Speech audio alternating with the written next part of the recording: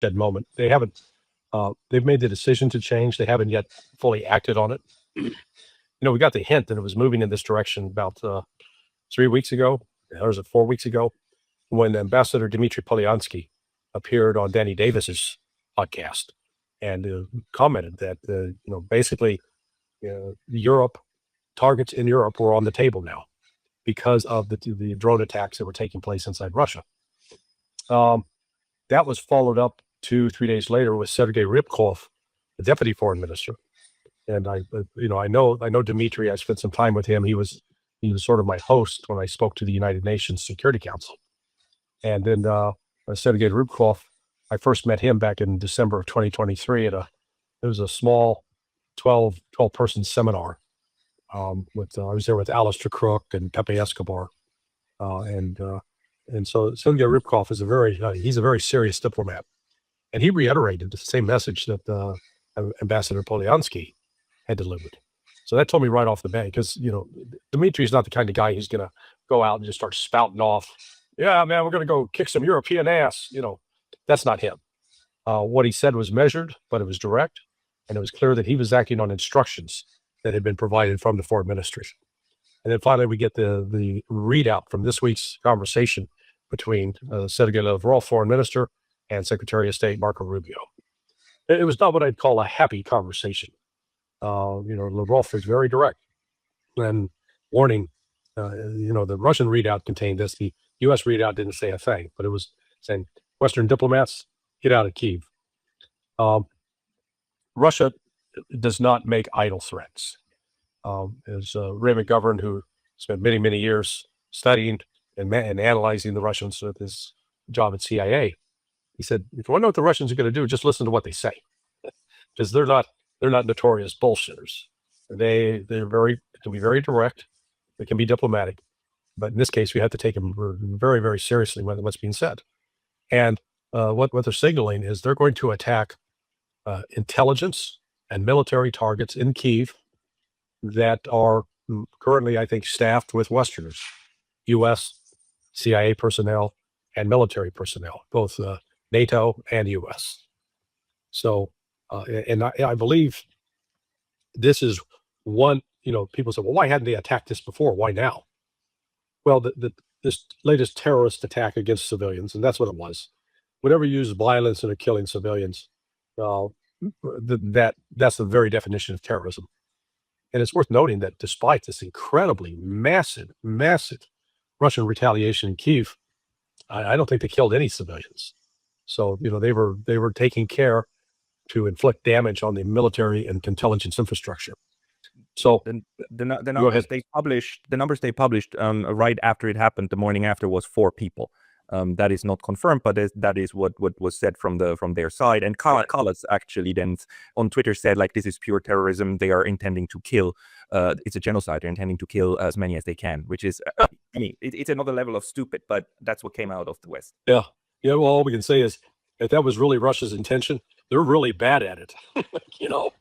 Especially you, Oreshniks, right, in densely populated areas, and not managing to kill a thing, not managing to kill people at least in the 2 digits. Yeah, you are really, really, really, really bad at your game. But okay, how do we read that then? That because what I hear from you is that Russia saying take out your diplomats actually is Russia saying take out these people in Kiev who we know are responsible for killing our people, and if you don't take them out, we will take them out. Yeah, well, just tell them to. Particularly the Westerners, to get out of town, because they are going to hit Kyiv and keep hitting it in preparation for taking it with a ground force. I think they are going to capture and control Kyiv maybe by the end of the summer. One of the reasons I think that they never in the past carried out this kind of attack was they didn't want to risk, killing Westerners and then escalating the conflict to, they might say, okay, this is an Article 5 violation, that Russia was simply not prepared to take that on. Now they're ready. They have, I think, they made sure they got ample supplies of missiles and artillery and soldiers. They boosted their numbers. So I think that's why they're now up in the game, because, and it's not just Dmitry Polyansky, Sergei Karaganov as well, that made comments about using nukes against Europe. So the war, it's entered a whole new phase now. I don't know if they're going to rename it, but it's going beyond special military operation. Hey, very brief intermission because I was recently banned from YouTube, and although I'm back, this can happen anytime again. So please consider subscribing not only here, but to my mailing list on Substack. That's pascalotta.substack.com. The link's going to be in the description below, and now back to the video. What caused that? Because in my reading, the last 4 years had like these different phases. The first phase was Russia trying to do a bad surprise for Ukraine to force them to come to a neutrality agreement of Ukraine at the negotiating table. They almost had them there. Boris flew in, blew it up, said, go and fight. The Russians basically had to make do with how they could, a retreat in order to regroup. And then from there on, ever since 2023, they were basically for 3 years in a war of attrition where they said, sure, okay, you, Ukraine and NATO throw at us what you have, we'll destroy it, we demilitarize you that way, and we go slowly and methodologically. And from the Russian side, they wanted to keep up the fiction, it's just a military operation, and the West wanted to keep up the fiction that this is just them helping Ukraine. But the implicit agreement was we keep it in Ukraine, right? Whenever there was a danger that it would spill over, they actually both sides dialed it down. And that seems to have been kind of, for different reasons, the approach. But it seems that the Europeans are now salami slicing themselves into trying to take the war to Russia proper without the war coming to their territory. Correct. Russia is not going to take that, right? Are you reading it the same way? Yeah, you know, you're exactly right. Let's compare and contrast the leadership in Russia with the public opinion and the leadership in the United States with public opinion with respect to war. Vladimir Putin, you could argue, has always been a little behind public opinion. In fact, he's not been out trying to rally public opinion to let's step it up. He's always been more cautious. And whereas the average Russians have been more willing to be more aggressive. And it's reflected, you know, in comments by Dmitry Medvedev, as an example, and Sergei Kanaganov.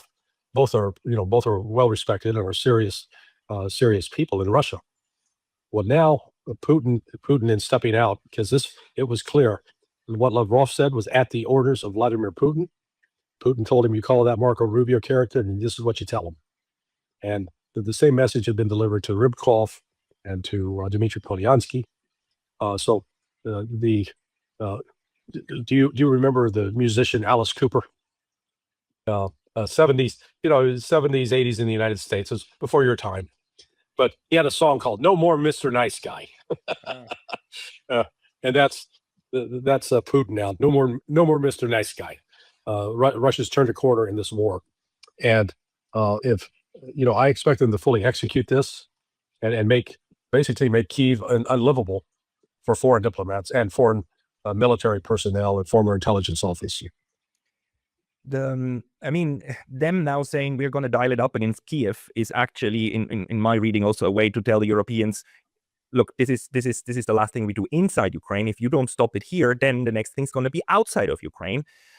So plus, when it comes to this thing, like chasing out not only the diplomats, but also the NGOs and the Foreign Command Center and so on, while basically forcing the Ukrainians to keep government structures and everything in Kiev is probably going to create quite a headache. But do you see any chance that the government itself and the military structures will retreat to Lvov or something like that?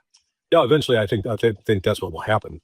And you astutely noted the critical point. Instead of, because when both Ambassador Polyansky and Sergei Rybkov, the deputy foreign minister, first spoke about going after Europe, in my mind, I'm thinking, okay, they're going to start targeting European cities. This is a way where they can hit European targets in Ukraine. Right. As an intermediate step before going to full escalation. Again, giving them a chance to back off, get out of the way, save yourselves. And it looks like it's had some effect. Both Starmer and Macron have been a little less belligerent of late. It's this is like the small dog phenomena. Have you ever been around a really big powerful dog? It usually doesn't need to bark at you, it just intimidates the hell out of you by being there. It's those little yappy dogs that could all they do and they're an annoyance. That's Kaya Kallas. That's von der Leyen, or as I call her, fond of lying. They're making the belligerent threats, but they have no means to carry out or execute on those.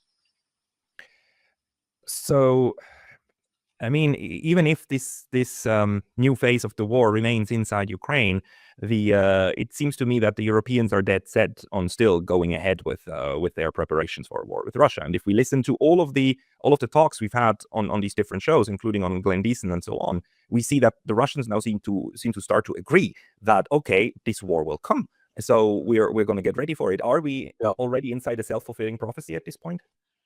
No, because it's one thing for Europe to talk, it's another thing for it to do. And that is the saving grace. They're good at talking tough, not real good at action. And when push comes to shove, remember Starmer was talking about, we're going to intercept all these Russian ghost ships that are carrying gas or oil. Well, the Russian shows up with one of its battleships or destroyers, and it's parked off the coast of the UK, and Starmer says, never mind. We're not going to do that. And so if it was left just to the leaders, yeah, they could be a self-fulfilling prophecy, but they're not the only ones that get a say in this. And the public at large in these various countries are, I think, ultimately going to restrain their leaders from committing suicide. Well, I would hope so. But what's the role now of the United States? I mean, it's a really, really bizarre moment where the US still pretends to be a neutral mediator, while everybody on all sides agrees that the United States is the kingpin in the decision-making process in NATO, which ultimately, I mean, trickles all the way down into Kiev, right? What's the position at the moment of the US? US, Ukraine. Are you familiar with the expression "the red-headed stepchild"? So, in sort of US culture, there was if a family adopted a kid, they called him the red-headed stepchild. He wasn't the favorite, he wasn't part of the inner family. He's always treated as an outsider. That's what Ukraine is now with respect to the United States, the red-headed stepchild. Because the favorite son, Israel, they're getting all the love, all the money, all the weapons, and Ukraine's getting nothing. And what's really there's also a lot of self-deceit between in both the West and in Ukraine. Zelensky wrote this letter to Trump complaining about we need more Patriot missiles, we need more air defense. Ukraine started getting their first batch of Patriot missiles, PAC-3s, in 2023, and so 2023, 2024, into early 2025, they received a grand total of like 950 PAC-3 missiles. Now, do the math. So if you've got an inbound Russian missile, ballistic, cruise, or even a Garand drone, you're going to have to fire 2 of those PAC-3s at that incoming missile. So just do a search on one of the AI engines and ask the question, how many missiles has Russia fired since 2023? And ballistic, cruise, I didn't even ask about drones, numbers between 8,000 and 12,000. So do the math. If you got 950, that means you can shoot at 475 missiles. And if you do that, you've exhausted your supply of PAC-3s. And they're shooting down 90% of 12,000, 8,000 to 12,000 missiles. Please, stop lying. They don't. The point is, Ukraine has hardly had any air defense system now for more than 2 years. And, they always put a happy face on it, claiming, oh, yeah, we shot down X amount. They haven't. And the sad part of this is they can beg the United States all they want for more PAC-3 missiles. The United States produces an average of about 60 a month. Okay, which means they can take out 30, potentially take out 30 missiles. Well, where's the priority? The priority with Israel or with Ukraine? Priority is Israel. Yeah, obviously Israel. But on the other hand, it seems to me that Ukraine, probably independently, has learned a very similar lesson, or is taking a similar lesson from something that Iran has been preparing for a while. The fact that you cannot avoid being hit, but you can maintain the capacity to strike back. And they figured out, actually, the whole Patriot system and so on, I think that's just money laundering mostly. Because right now, what hurts Russia is these cheap drones that the Ukrainians manage to fire, or the NATO alliance manages to fire into Russia, and the Russians also are vulnerable to those. Yeah. So, I mean, kind of, we are at the point where both sides, and actually also in the Iran war, both sides are left with only the option of trying to absorb these shocks. And it's usually the larger power that is more sensitive to being hit themselves. No, I disagree for this reason. One, most of the drones that are fired into Russia are shot down. Russia still they have a very ample and effective air defense system. Right. A few get through, and they cause some damage, but damage on what scale? Let's remember in size comparison, and even the size comparison with Iran. Ukraine is roughly 1/3 the size of Iran, okay, in terms of landmass.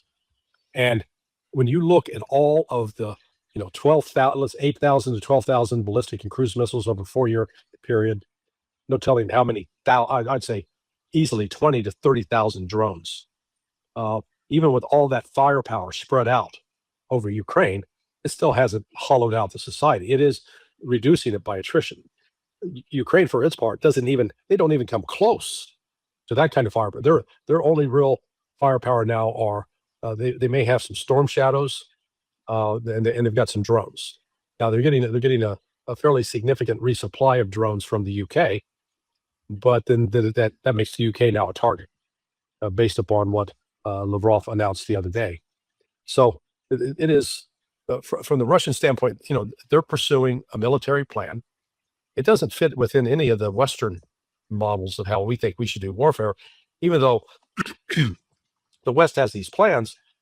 But look how poorly they performed over the last 66 years.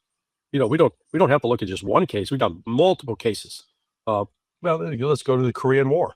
U.S. failed to defeat North Korea and China in the Korean War, failed to defeat Vietnam, and then all these other scattershot wars. We defeated Saddam Hussein in the first Gulf War, even though looking back on it, that was a war that never should have happened, because Saddam was a client of the United States. Iraq had been supported, funded, armed, equipped by the United States during this war with Iran. And then in a little over less than a year and a half, the United States turned with a vengeance on Saddam Hussein. You got to look back at that. That war was so unnecessary. And I looking back, I didn't realize back then what I understand today, what I know today. Because then I viewed that, I hadn't followed the history of the Iran-Iraq War. I didn't realize the United States had been supplying the chemical and biological weapons and providing the intelligence that Iraq was using to attack Iran. I just said, hey, here's this Saddam guy out of the blue attacks Kuwait. I didn't really understand that Saddam had met with the U.S. ambassador, April Glaspie, and said, hey, these Kuwaitis are stealing our oil, so I'm going to go in and stop it. Do you have a problem with that? And April said to him, the U.S. has no position on that. And he said, okay. And remember, this is the guy who had been interacting with CIA and U.S. Department of Defense assets for almost 10 years. So, he thought, hey, Americans, I got a decent relationship with them. Little did he understand that he was still the redheaded stepchild. Favorite son, Israel, was still at the forefront and was one of the major justifications, or at least motivations, for the United States to do that attack in 1990 to drive him out of Kuwait. So this is, the United States militarily has failed. And that's the other thing, I think, the revelation for Russia out of this whole, it's one thing to do an intelligence assessment, but then it's another thing to see how it actually plays out on the battlefield. Scott Ritter and I had a brief disagreement in the summer of 2022 when they first introduced the United States first introduced some of its 155 millimeter artillery and one of the earlier short range missiles. And Scott said at the time he thought that was a game changer, and I said, no, it's not. This doesn't alter the course. But now we're at a stage of what we're going to see the Russians do will be a game changer. It will fundamentally change the nature of the war, and it's going to because now Russia realizes the United States is effectively a paper tiger. It can cause some damage, but the United States has been unable to defeat the Houthis, and now it's been unable to defeat Iran and all of its so-called Wunderwaffen, the wonder weapons supplied to Ukraine, have failed to put a dent in Russia's military and industrial capability. God, all of that is true. The thing I worry about is what can be the end game from the Russian side? Because, I mean, if I was one of these sick neocons somewhere in DC, then and we know they talk about it like this, right? Hillary Clinton said, like, let's make Ukraine the Afghanistan of Russia at the beginning of the war. She said that literally, and like, I mean, poor Afghanistan. I mean, invaded by two great powers over the course of like 40 years. But anyhow, yeah, no, poor. I mean, seriously, poor guys. But you know, they would want to make this a quagmire, right? And a quagmire can be a war that, well, you can win and with overwhelming power, or you can be much stronger than the other one, but you can't win it because they will then support these insurgents and small weapons and keep hurting. Yeah. Till after years, you know, it shatters at some point. How would Russia prevent that? Because these drone strikes into Russia are already designed to do that, right? It's this way of pinpricks that over time stack up.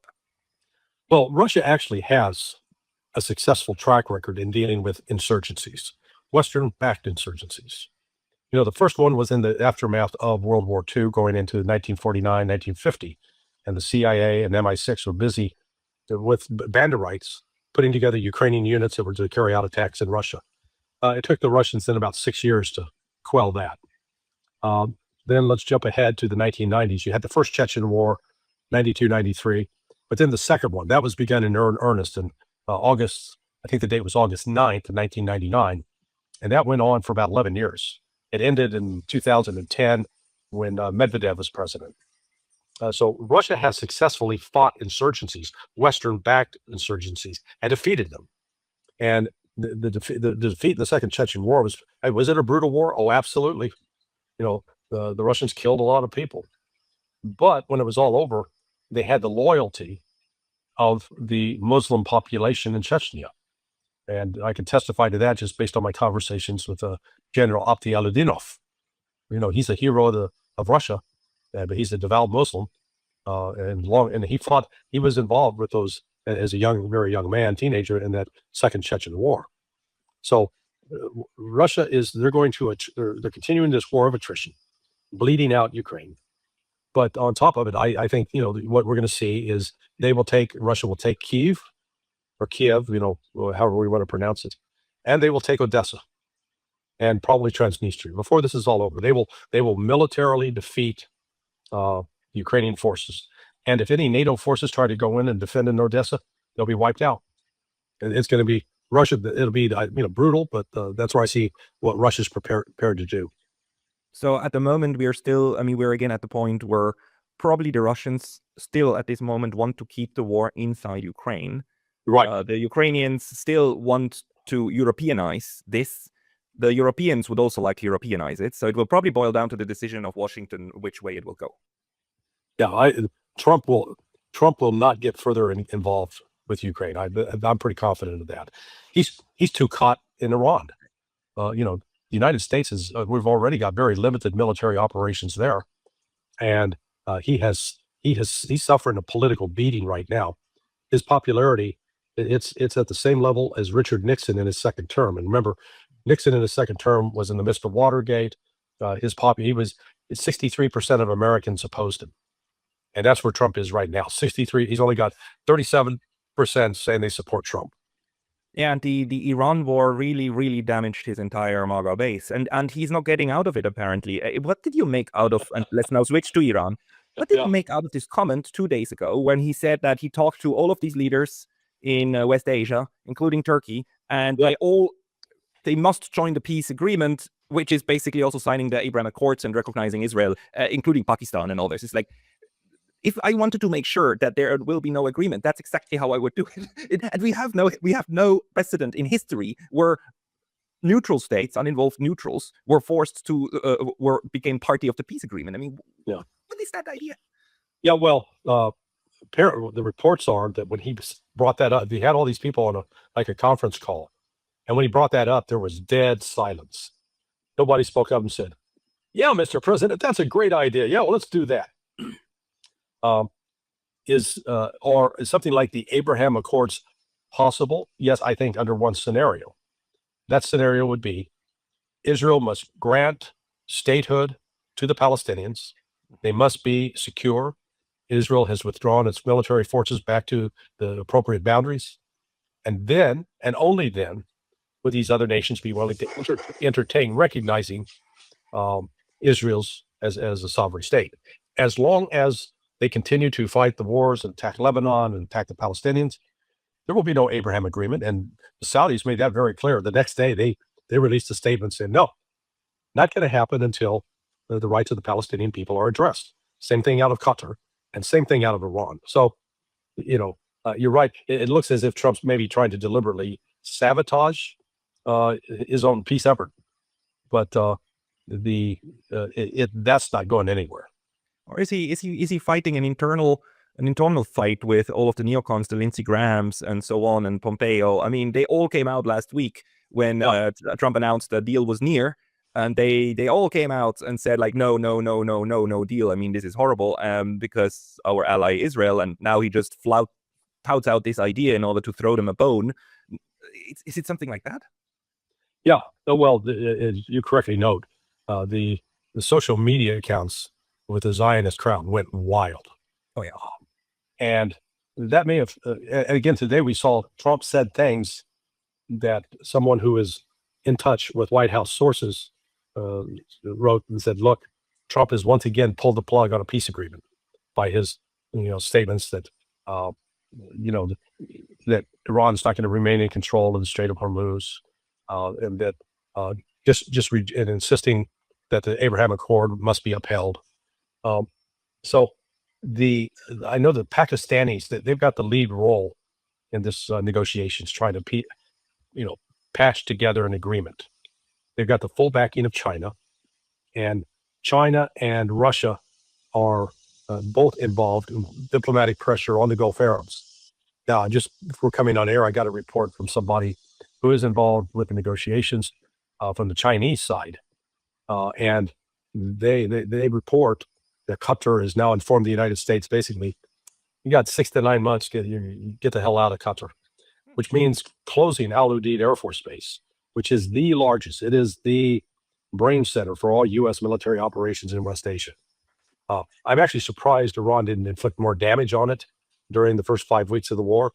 And that may have been because, you remember, it's a complicated relationship between Iran and Qatar. There was a few years back, Qatar was isolated. It was facing attack from Saudi Arabia and the United Arab Emirates. And they were actually preventing, the arrival of even humanitarian supplies. Well, who supplied Qatar during that time? Iran. So the Qataris are not a bunch of ingrates. They remember that. And so this is why, in fact, Ghalibaf, the Speaker of the Parliament, was in Qatar. And I don't know who he specifically met with, but I'm sure it was with the leaders. So Iran is this whole new security architecture. They're working to put that together. And what that means is the exclusion of the United States from West Asia. Yep, and they're probably going to get there because also Saudi Arabia now already blocked the United States twice, Qatar as well. And I think I recently actually understood, we had this discussion earlier, and we were looking at Oman. Oman has no significant bases or anything, but still got attacked. And by now we know, because Arakchi said that these attacks were not intentional, but because they have this mosaic defense where 31 independent military governorates basically take decisions that Right. Some of them, struck places that maybe the highest leadership wouldn't have wanted to see. But it seems that by now, the message actually to the Gulf states is getting through, right? You need to kick out the Americans. So the negotiations are probably just as hard with the Gulf states as it is with the United States in order to create new facts on the ground. Correct. Yeah, this is not an overnight process, and there's still the Pakistanis working at the direction of the Chinese, want to ensure that they get this new security architecture in place, that basically it will be the Gulf states and Iran guaranteeing their own security as a group. Yeah. And so the one problem child in this whole mashup is United Arab Emirates. And even within the Emiratis, it's not all of the emirs. It's basically the guy MBZ, who I believe is in what is the other? It's not Dubai, the other main city in Abu Dhabi. UAE, Abu Dhabi. Yeah, I think that's his main, where he hangs his hat. So this is a work in progress. But as we came on air, I see that there were new clashes tonight over Bandar Abbas.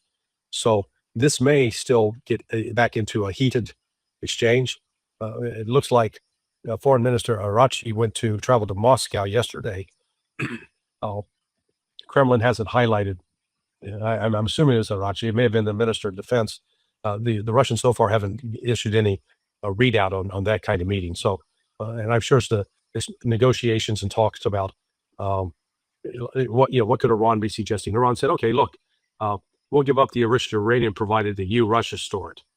There was also talk that Pakistan would store it. And then Trump was saying, no, that couldn't happen. But, for Iran, it's a red line. The United States is not going to tell Iran what it can do with its enriched uranium. Iran will make that decision. Yeah. On the other hand, the Iran wants things that only the United States can give. I mean, the military is one thing. Iran can maybe chase them away from the Gulf, yes. But the other thing is, of course, sanctions relief and the end of this blockade. And that is something that's actually in the hands of the US. So there is an interest in coming to some form of understanding that then would produce results, right? Right.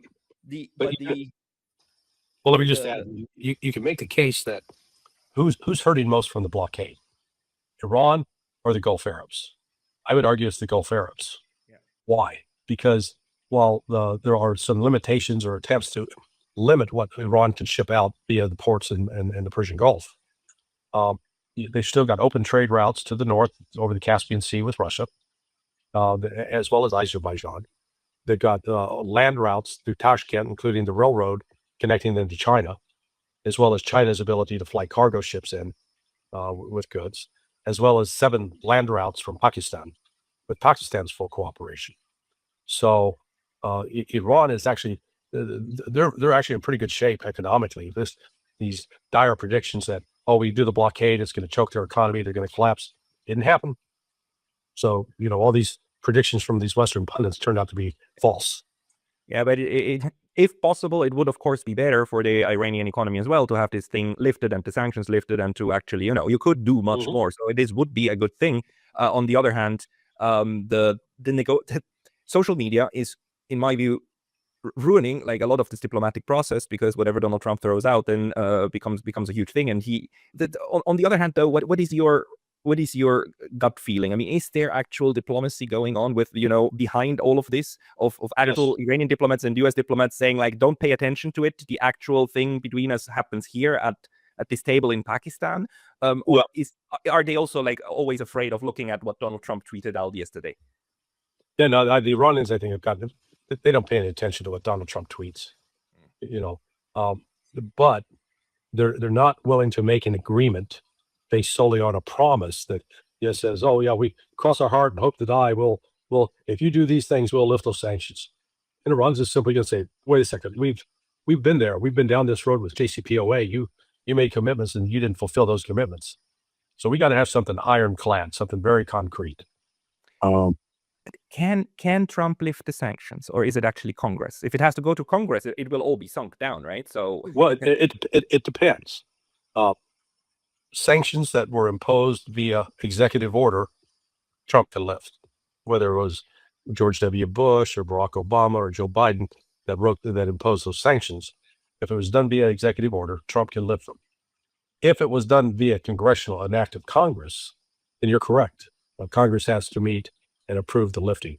So that again could be a negotiating point where Iran might say, okay, you President Trump, lift all the sanctions that you can lift, and then we'll be willing to go forward and talk. But Iran's not going to surrender its sovereignty. That's the key lesson, I think. No, but the thing is, what can Iran? I mean, having any form of agreement, the other side needs to live up to it, right? So, right. What do you think about the UN sanctions? Would it be on the cards that they forced Trump to order his ambassador in the Security Council to actually, propose a resolution that would lift the sanctions, the UN sanctions on Iran? That would be a big deal. Yeah, the U.S. could play a decisive role in that, but you still have France and England, or the United Kingdom, so they could still veto it. And so this is, and in fact, we saw them. Basically, they did so last September. So the blowback sanctions, or the snapback. The snapback. The The UK and France were key ones and said, no, we're going to keep those in place. So what's interesting, though, is both France and the United Kingdom now, they're an anachronism with respect to the UN. Yeah. You could make the case at the end of World War II, they could still be sort of considered a global power. They are no longer. They're weak regional powers at best. Yet they're still, they're living out their own fantasy life, that they're still important, that they're still relevant, and they aren't. Yeah, but once a treaty gives you something, then the states tend to keep it until the very end. Right. Anything else in your view that's currently happening around Iran that is very important to properly assess the situation? Well, the other is what happens in Lebanon. Israel has renewed its offensive in southern Lebanon, right, and they're bombing. And Israel at the same time, they're suffering significant losses. Hezbollah, with its access to these drones, is it's been a bit of a game changer for them. In the past, they had to hide in ambush to attack Israeli forces as they advanced, and much more likelihood of casualties with that. Now they're hitting them. They're causing more casualties to Israel using the drones than they ever did in the 2006 war, with up close and personal, fighting close quarters. So that is another factor that's going to play in. And so so far we're told that Trump warned Bibi not to bomb Beirut and to stop, so he can bomb around the yellow line in the south, but do not go north of the Litani River. So apparently Israel has been following that so far, but if they expand the war, that will be from the standpoint of Iran breaking the ceasefire, and then Israel will become another target for Iran. Right. Overall, the situation doesn't look very conducive toward this being toned down anytime soon, which also means that the entire economic problem around the Strait of Hormuz will also remain in place, which means that we should all get ready for even higher pump prices at the pump. Yeah, this is the global effect of this economically is only starting to be felt, but the price of oil and gasoline, for example, and diesel fuel is soaring around the world. So it's not just in one isolated area. China is, despite U.S. hopes that the blockade would somehow pressure China, it's turned out that's not the case at all. It's just the opposite. China has built in some insurance policies for itself, and it's largely immune to the blockade and these sanctions. Yeah, and what it also will lead to is, of course, Iran and China trying to figure out alternative routes, and every shock also then incentivizes the others to improve resilience. So, last question: do we have any indications that these neocon crazies are planning something to expand this war to China? I mean, at the moment it seems quiet here in the Pacific. But do you see anything on your end? No, they might want to, but the U.S. doesn't have the means to do so. They've already largely depleted much of what they would have to use in an offensive against Chinese forces. And the Chinese are far, far more capable than Iran with hypersonic missiles, anti-ship missiles, submarines. So there's no way for the United States really to inflict any kind of damage short of using nuclear weapons. And if they do that, then end of the world's upon us, because Russia and China would strike back at the United States if the U.S. decided to do that. So I don't see that happening. But let me ask you a question as a historian. Have we ever had a period in the last 300 years where 5 critical commodities for world industrial output have been cut off? So you've had 20% of the world's oil is cut off, 10% of the world's liquid natural gas is cut off, 35% of the world's urea, essential for fertilizer production, among other things, cut off, 44% of the helium that is used in medical imaging as well as building computer chips, that's gone. And then sulfur, which has essential to create sulfuric acid, which is again a very important commodity within industrial activity. I don't think we've ever had a period like that, and the implications for global economic recession at a minimum, depression very likely.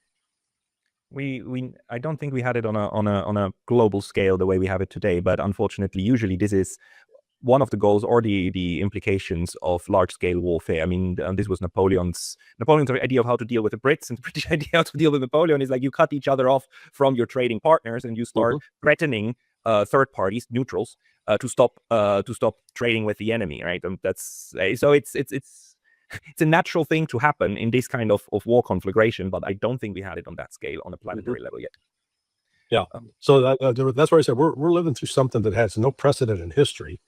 And it's not like, if you have a historical event that you can go back and say, okay, this is what happened previously. What are the different variables we're looking at? We're looking at something entirely new. And that's why I think the vast majority of the people, even academics and pundits and experts in other areas, I don't think they've fully grasped how serious this is and how disruptive it's going to be. Just that, and that economic disruption, I think, will end up playing a very, as time goes on, that will become the more important factor, leading for incentives to actually bring an end to this war and to get the negotiated settlement that will convince Iran, okay, you win, we're going to stop this. Yeah. If and looking at the development of what the central banks are doing at the moment, and how the bond market is developing, it looks possible. If another 2008 hits, that would change the entire equation. And one more shock, one more economic shock that related, but also significantly different from what's going on. So we'll see about that, I guess. Well, there's a derivatives trader that lives in China, Canadian, named Alex White. He has a channel on YouTube called Reportify Media, and he says the derivatives market right now is between $700 trillion and $1 quadrillion. Numbers that we have, you can't get your mind around it. And he thinks a collapse in that market is very, very likely, which would make it 2008 appear to be a picnic compared to the kind of economic chaos that would sweep the world. So that's what I mean. If we get into that stage, we're going to be in something that will be profoundly shattering to global political order. Derivatives are such a stupid idea, especially the split up ones. I mean, that's what screwed 2008. Well, it's just you take a couple of debt obligations, you slice them up, you put them into a new package, you sell that, and then nobody knows what you actually own, and you call that a foolproof asset and collateralized risk. My God, is that a dumb thing to do? Yeah, and you think we learned? Nope.